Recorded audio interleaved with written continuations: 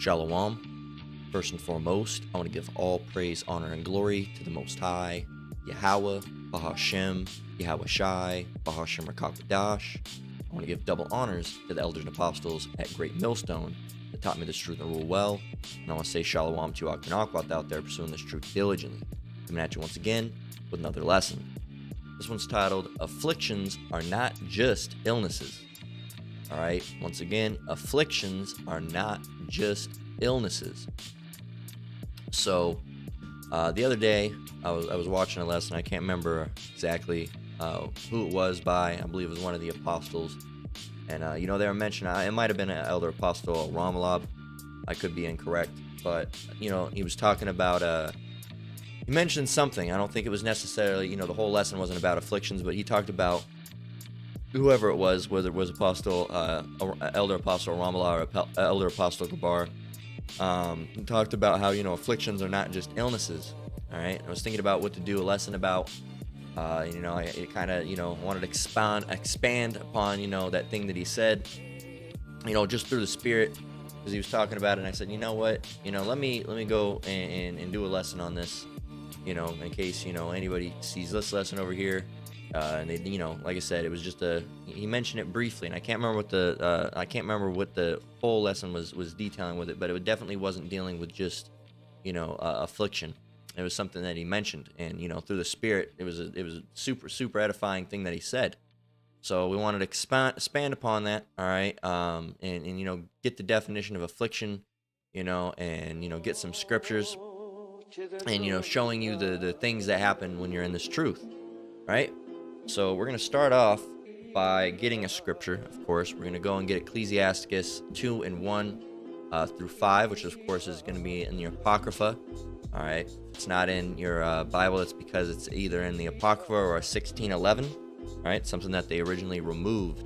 All right. I believe the Roman Catholic Church and, the Bible Destruction Group had a lot to do with it because it had some information in it that they didn't quite care for. All right. And it wouldn't be the first time that the Roman Catholic Church would try to, erase something that they didn't like. Okay, it happened with William Tyndale, right? And that's a lesson that's still been in the works for a while. I don't know if I'll get to it, but, Lord willing, one day I'll get around to it. So Ecclesiasticus 2 and 1 through 5, in verse 1, it says, "My son, if thou come to serve the Lord, prepare thy soul for temptation." Okay, so when you wake up in this truth, and matter of fact, I think I'm remembering a little bit more of what the apostle said. I could be mismatching things, all right? I could be combining two lessons together, but I believe in that same lesson. Could have been another one, just talking about, when you come to serve the Lord, you think that, everything's gonna inherently get better, right? And I mean, in a way it does, but in a way it doesn't, all right? You're gonna go through different things. You get better in the way of knowledge, in the way of mind, and how to control yourself. But it doesn't, you think that, I'm a man of the Lord now, I'm going to have, lots of money and all these different things. That's not necessarily how things go. When you come into the truth, you more than likely lose things. All right, lose relationships with friends. All right, if you have a girlfriend at the time that's not into it, you might lose her because she doesn't like how you're acting, or you're spending too much time, on that computer, or too much time reading the Bible, or too much time doing this, or I don't like the things that you said. All right, different things like that. All right, so you could lose things like that. You could lose good relationships with family members. All right, they could start calling you all sorts of different names, bums. Oh, you're one of those. Oh, he thinks he's a prophet. All sorts of different things like that. All right, it's not something that's 100% going to happen, all right, but it could happen. Now, when you come into the truth, some things are going to happen, all right? It just might not necessarily be those things I mentioned, okay? You might get sicker frequently, all right? You might not feel the same, all right? You might be tired more, all right? your job workload might go up, all right? You're going to go through, temptations. You're going to go through hells, right? You're going to go through things, man, okay? So, and he didn't say it in that about way, but, he was saying it in the fact that, when you come in this truth, some people think it's going to get better, and that's not always the case. All right. Sometimes they to your perception, quote unquote, get worse. All right. And in those getting worse, it's actually you're growing. You're actually, you're getting better through those things. Okay. So again, Ecclesiastes 2 and 1 through 5, starting again with verse 1. "My son, if thou come to serve the Lord, prepare thy soul for temptation. Set thy heart aright and constantly endure." And that's something we have to do in this truth, is constantly endure. We're constantly enduring all sorts of things, man. We're constantly enduring afflictions. Sometimes I don't feel right from time to time, more than I'd like. More, I feel ill more than I'd like to, right? Or you're constantly tired, or the workload's heavier on you than anybody else, all right? Or you're getting treated differently, right? Or we suffer from at the hands of our enemies, right? We have these other camps that talk to talk shit about the followers of GMS and GMS themselves. All right. Again, I would just be considered a follower of GMS, in the congregation, but not in the camp. All right. I'm not a part of GMS. You're only in GMS if you're in the camp, right? But I'm a listener of GMS. All right. Those elders and apostles. So you're gonna have things thrown your way and insults chucked your way. You're gonna have all sorts of different things. Okay, you're gonna have people come on your comment board and say, "Oh, you're wrong. Did you know this and that?" And then drop a whole long line of dumb shit, right? Certain things, just things you have to go through, man. All right, and we have to constantly endure through those things, right? As it says in verse 2, "Set thy heart aright and constantly endure and make not haste in the time of trouble." So we got to be, firmly rooted to the ground. Verse 3, it says, "Cleave unto him," all right, the Lord, "and depart not away, that thou mayest be increased at thy last end." Verse 4, it says, "Whatsoever is brought upon thee, take cheerfully, and be patient when thou art changed to a low estate. For gold is tried in the fire, and acceptable men in the furnace of adversity." So there's a lot to unpack here. So where do we want to go up from here? So I guess we'll start at verse 1. Okay, we're going to talk about temptation. All right, what necessarily is temptation? All right, well, first, let's go and get, this is not going to be in the Blue Letter Bible, but let's go ahead and, man, I'd sure like to go and get the Blue Letter if they only had it. But let's get the Blue Letter, not the Blue Letter, the Bible Gateway. All right, because the Good News Translation can at least give us to chew it up a little bit more for you, right? And you have to do your own chewing, but this can help you a little bit. It says, "Faithfulness to Yahweh." It says, "My child, if you are going to serve the Lord, be prepared for times when you will be put to the test." All right, and that's exactly, what this is speaking of. Okay, when you come in this truth, there's times you're going to be put to the test. All right, and this lesson originally started out as, a lesson about demons, and it kind of just formed into this. Okay, kind of just formed into this. But, mentioning demons, let's read the scripture again in the Good News Translation. It says, my child, if you're going to serve the Lord, be prepared for times when you will be put to the test." Okay, so going back to the title lesson, afflictions are not just illnesses. All right, a lot of people think of affliction, they think of, colds, flus, and diseases, and different things like that. But afflictions are not just illnesses. It goes back through tribulation and anguish and demons. All right, that's where this lesson started out with. As I started out with, I want to do a lesson about demons, and then I started thinking about things. I remembered that comment that was made by Elder Apostle Aramla or Gabar. Can't remember who it was, Salakia. And in that he said that afflictions, it's not always just afflictions aren't always just getting sick, all right, or something along those lines. And it's true, because part of afflictions are demons, being afflicted by demons, and that's one of the things he mentioned actually was demons. Okay, so giving credit where credit's due. So a part of being afflicted is demons as well, man. All right, being plagued by demons in the mind. All right, being messed with. All right, people saying shit about you. All right, all sorts of different things. Those are all parts of the afflictions. Okay, so again, Ecclesiastes 2:1, or Sirach, all right, 2:1, and in the Good News Translation again says, "My child, if you are going to serve the Lord, if you're going to come into this truth, or you're going to be teaching, all right, or if you're a woman just listening, right, and paying attention, right, then what? It says, be prepared for times when you will be put to the test," because we go through tests. Okay, the Lord wants to see how we perform under these tests. All right, and ultimately these things are for our betterment. Okay, these things are for our betterment. All right, if you get sick, you have a problem and you're having struggles doubting the Lord, all right, and then you get sick again, and he helps you out through that, so now you've gotten better, all right, and the Lord's going to get you through it, and you go through it again, and you're like, okay, I know the Lord, you might have demons messing with you, but hey, the Lord's going to get me out of this. Nope, get out of here, demon. The Lord's going to get me through this. And then as you keep going through those things and going through those things, you're going to get better. You're going to hardened. All right, you're going to be like a quenched blade, all right, when they harden steel. Okay, it's going to be harder and harder to break through, All right, because when you do get ill, you're gonna go straight to the Lord, and you're gonna know that He's gonna help you because He's helped you before. All right, and those demons, will have the likelihood of them, getting a breakthrough are gonna be less likely. Now they still, going through this truth, you're gonna have demons plaguing you all the time. They're gonna be messing with you all the time. All right, fucking with you, and not only just with you like mentally. All right, and through things you go through, in bouts of depression and anxiety, and because those are all demons. All right, anxiety and depression and all those things. But they'll also mess with you, physically, man. I've seen it with me. I've seen it with the elders, the apostles, the brothers. Your computer all of a sudden will just start fucking jacking up, just all of a sudden, and the computers that generally never have many problems with them. All right, as soon as you do a lesson, now they want to have issues. All right, no other time, like I said, I've mentioned it before. I play games on this computer. My wife has played games on this computer. Long hours of her playing The Sims on it. I've played, all those, RPGs and FPS games on it, just fine. Heavy, intense games, man, with good graphics and no problems. All right, I go to do so much as open a browser to pull up a scripture, or I open up my recording studio software, instant crash. All right, and it's not all the time, but it happens from time to time. Or the mouse will start glitching out, or the page will start glitching out, or the audio will do something. It's just how it goes, man. Those are other things. That's part of being afflicted.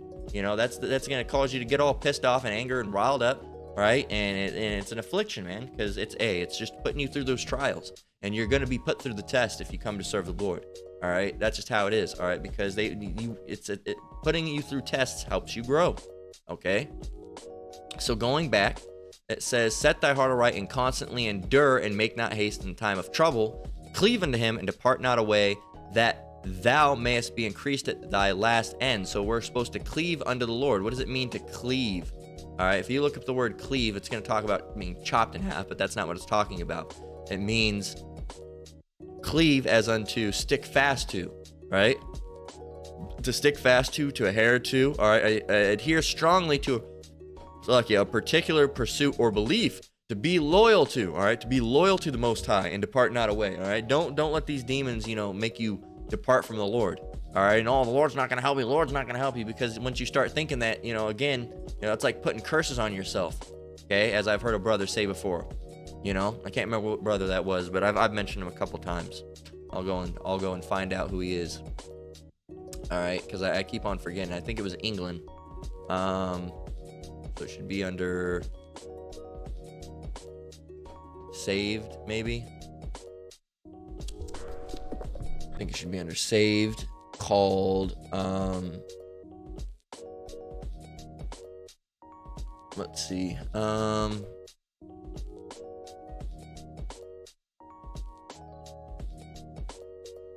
I guess it wasn't that. Let me see if I can find it here. It'd be lessons for study, perhaps.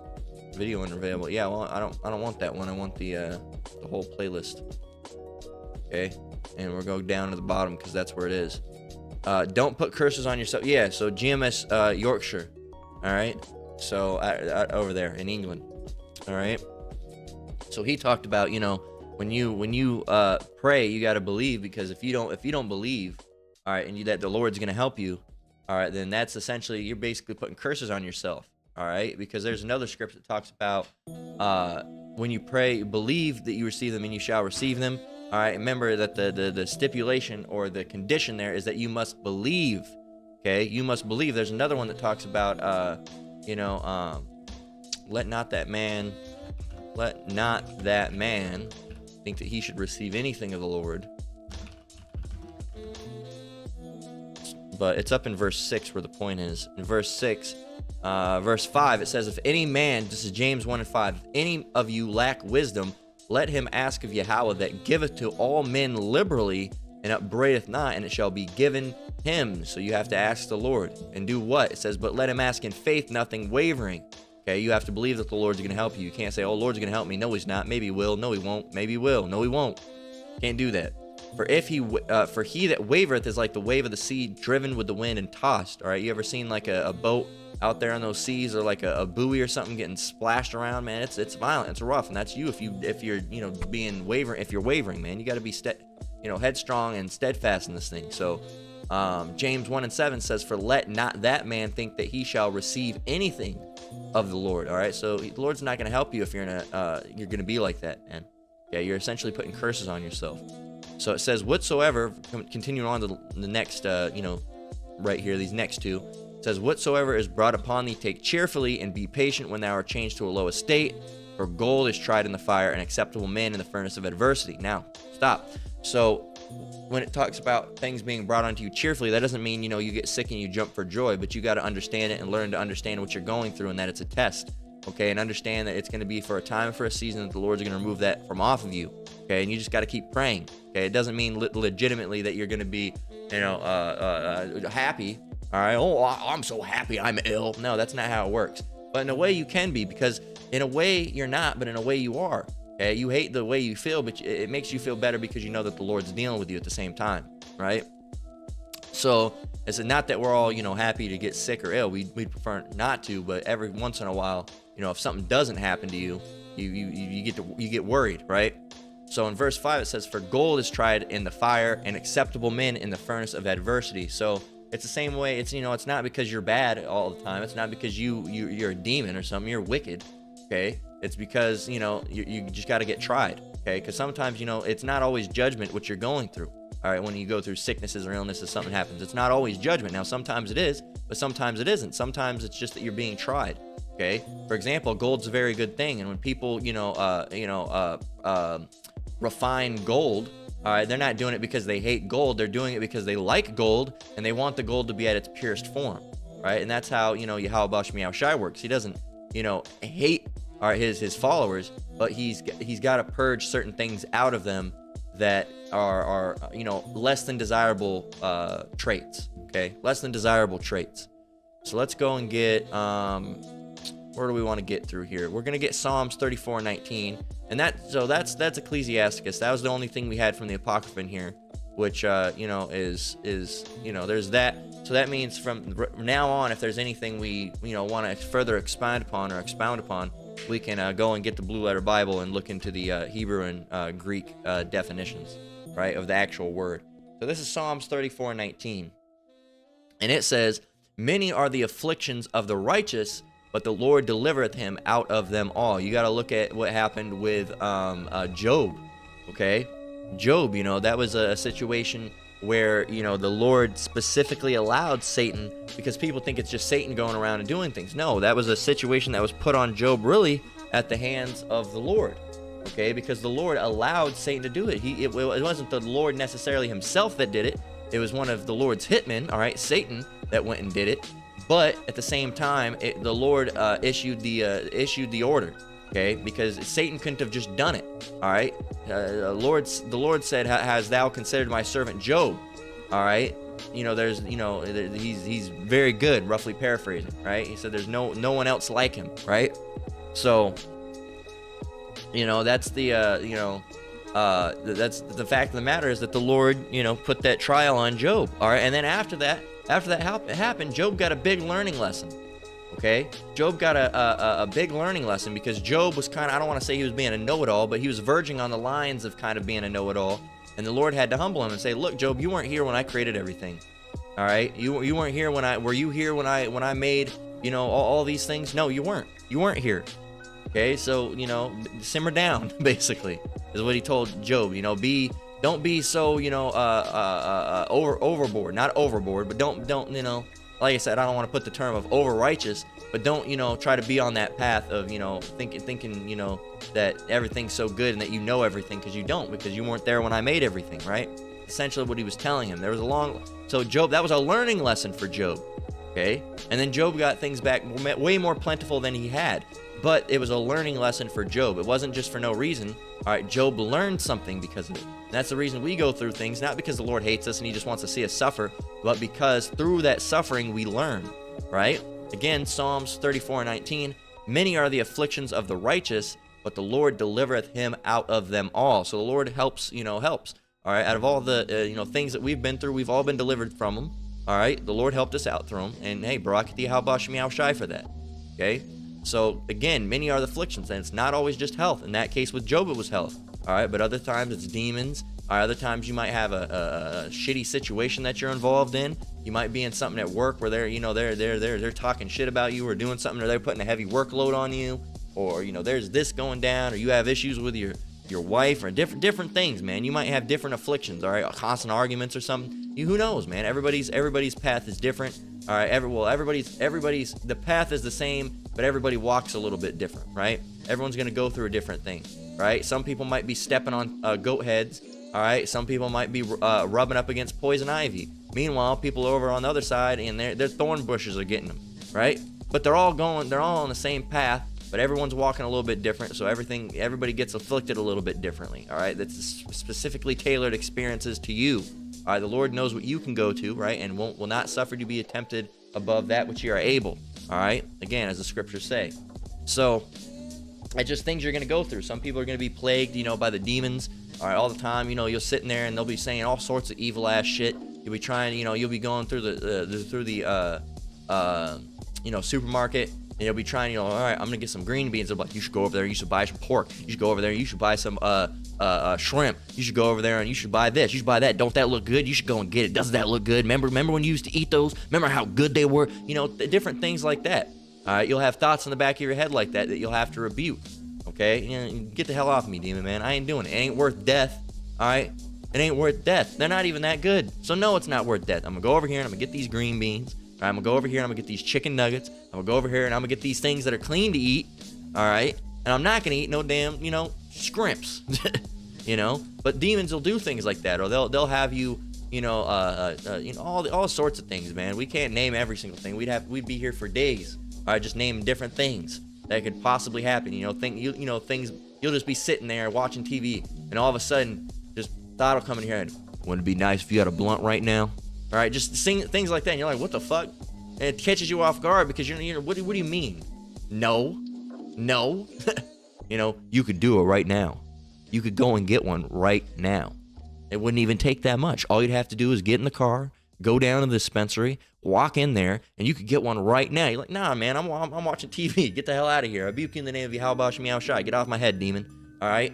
But, and then sometimes they'll all hammer on you. You'll have like 5 or 10 at the same time. You're just trying to sit there and watch some TV or pray or I mentioned praying and lessons because that's when they really try to get you. When you're watching lessons or when you're praying or right before bed or right when you wake up in the morning, that's when it's like they're right there like, what's up, motherfucker? Here I am. And then, they're going to go right in on you right off the bat. It's like, goddamn, dude. And that's just one of the things you have to go with. All right. And other days you won't have them at all. All right. For long stints, you won't have it. You'll still have them for, in the background, but they not as bad as they were. All right, they'll hammer heavy. It'll be like demon season. All right. And then it'll come up off you. And then you'll go through other afflictions. You might get sick. All right. And then you might get healed. You might not be sick or dealing with demons all that much. And of course, demons never go away. They're always there in the background, but not as heavy as sometimes, right? And then, all those go away, and then you have like a month where you and your girl are just arguing all the time or something like that. It's like, damn, what the hell? And then you have a time where the demons aren't on you heavy like that. You're not sick. Your girlfriend's not arguing, but all of a sudden the workload at work picks up to like fucking 985%. You're like, what the fuck? Now you're doing all this work. Now you're exhausted all the time. And now you're exhausted all the time. And then another one dealing with exhaustion. And that none of those might happen. But then for some reason you just ain't getting no sleep. For some reason your street's extremely loud. All right, for the next week they do construction on your street. And you just hear fucking banging hammers and shit. The escalade's down the way, and you're like, ah, shit, man. You hear all these noises, you're like, god damn, man, I can't get sleep. Dogs barking or certain shit like that. So you're gonna go through all these crazy different afflictions, man. And different flavors, but it's the same sucker. It's an affliction, but it's not always demons. It's not always sicknesses. It's not always arguing with your girl. It's not always getting no sleep. It's not always it's just different things, man. It's different things. For like last summer, all right, or a little bit, not fully last summer, but like a little bit through the winter, like at the end of the summer or like after fall. All right, last year I made a lot of lessons about it. There was a lot of fucking demons coming to my workplace, man. Several of them. People coming back and on mental illness shit and on drugs and and it had a fucking fugitive in there and all sorts of shit, man. Yesterday I had a crackhead. Yesterday there was a crackhead in here. It was eyes all fucked up, staring me in the face. I think he threatened to shoot my coworker or something. I don't give a fuck. Fuck that coworker. But anyway, you know, these is crazy people, man. Crazy people, and that's something you got to go with, because it's annoying, man. You don't like to go through it, but you got to go through it. It's just one of the things we got to go through. So let's get James 1 and 2 through 4. All right, and actually, matter of fact, we're gonna go back because I want to get this word affliction real quick. But so we'll set that up for just a minute. So let's go back and get Psalms 34 and 19, and I want to look at this word affliction. All right, this word right here goes back to the word what? Ra. Strong's H 7451. Ra. All right. And second entry, Ra. All right. And third entry, Ra'ah. All right, so it goes back to, so the word here says bad, disagreeable, malignant, evil, displeasing, right? So different bad, worse things, all right? Sad, unhappiness, sadness, unhappiness, bad things, terrible things, evil things, unpleasant things that you go through, right? Distress, right? Anything that could cause distress or feel bad to you, or anything that feels evil to you, or distressing, or sad, or unhappy, different things. The word goes back to be bad, to be evil, to be displeasing, to be injurious, to be evil. So things that, you know, things that are bad, displeasing, sad, and injurious. Okay? So it's that covers a multitude of subjects, man. Okay? So James 1 and 2 through 4, it says, "My brethren, count it all joy when ye fall into diverse temptations, knowing this, that the trying of your faith worketh patience. But let patience have her perfect work, that ye may be perfect and entire, wanting nothing." All right, so again, this builds us up. All right, this is every time this happens, you know, when it's just like every time, you know, you go and you work out, or every time you go and do hard labor outside, you know, your hands hurt for a while, right? But then guess what? You get calluses, all right, and then your hands are hardened, all right. They're more hardened, all right. They're strengthened, right? And you know, it's like armor almost. Okay, so in this case, not only is our armor being able to know what we're going through, but the armor is also patience. All right, we learn to endure. All right, as the other scripture mentioned, talking about endure, cleave unto him and endure. Right. Well, part of endure is patience. All right, to endure, you have to have patience. Okay, you have to wait and know what you're going through. You understand that the Lord's going to get you out of it. All right, in due season. Okay. So you have to have patience, all right? Knowing that the trying of your faith worketh patience, all right? And that's a thing that a lot of us need to learn. I know that's one thing I've had to learn a lot, and I'm still learning patience, okay? You have to learn patience, because patience is patience is a very important thing, okay? You don't want to not have patience and, constantly be, not having patience with anything, okay? So, and also it strengthens us, it builds us up, and it helps us know that the Lord's going to help us through these situations and deliver us from these situations. All right, and it's something that we got to go through, man. And it works patience. All right, and patience is a good thing to have, not a bad thing. No one would ever tell you patience is bad. All right, so let's get more about patience. Let's get Romans 5 and 3 through 5. It says, "And not only so, but we glory in tribulations also." You already got what tribulations mean, or afflictions. But tribulations are what? Let's go and get that. So now we've got what afflictions mean, but we really have to know what tribulation means. Okay, so let's get Romans 5 and 3 in the Good News, in the Blue Letter Bible. Okay, so over here it says we glory in tribulations. All right, so what does tribulation go back to? All right, it goes back. What's the root word?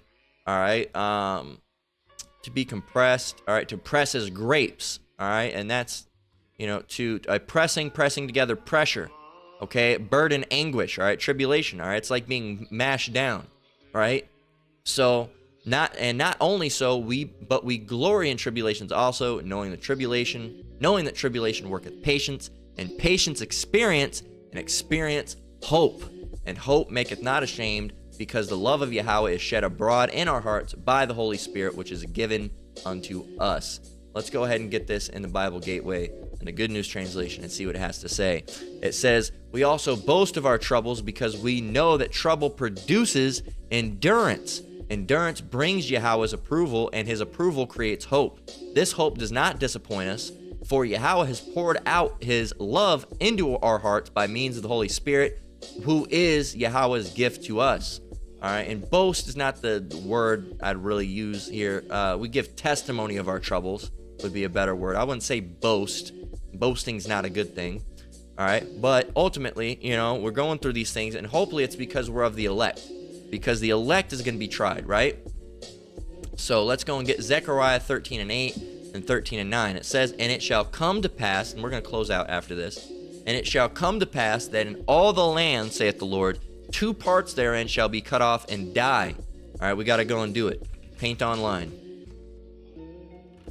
Okay? Or actually, we can just do it like this. All right? So it says that in all the land, 2 parts therein shall be cut off and die, but the third part shall be left therein. So that means there is something that looks like this. All right? This is Israel, all right, as a whole. Okay? This is Israel as a whole, all right? But you got to chop that down the middle, all right? So that would be a half, and this would be thirds. Let me actually make that a little bit more even. All right, so what we had before is half. This is a third, all right? This is one whole, as they would teach you in school. This is one whole pie, and there's slices, right? So going back, so here's our thirds, all right, because there's 2 parts therein and the third part, so that means there's 3 parts, all right, 1/3 and then 2/3, all right, 2 out of 3, okay? So it says, "And it shall come to pass that in all the land, saith the Lord, 2 parts therein shall be cut off and die, but the third part shall be left therein," which means all these people got to die right here. Boom, boom, okay? And then we can go and erase it, all right, if we have a bigger thing. Here we are. We'll erase that down to like this.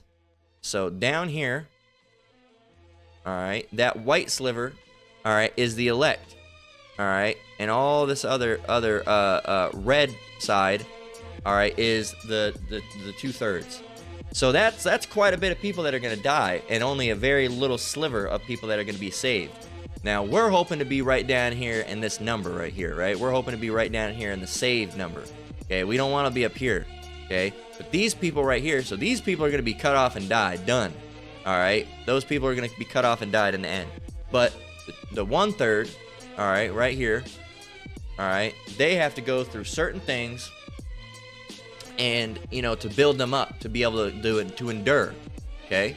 So in verse 9, it says, "And I will bring the third part," the elect, right, "through the fire, and will refine them as silver is fine, and will try them as gold is tried. And they shall call upon my name, and I will hear them. I will say, it is my people, and they shall say, the Lord is my power." Okay? So again, let's go and get ChatGPT, all right? And we're going to look up, how is gold and silver refined? Explain like I'm 5. All right, so anybody can get it. It's real simple. Okay?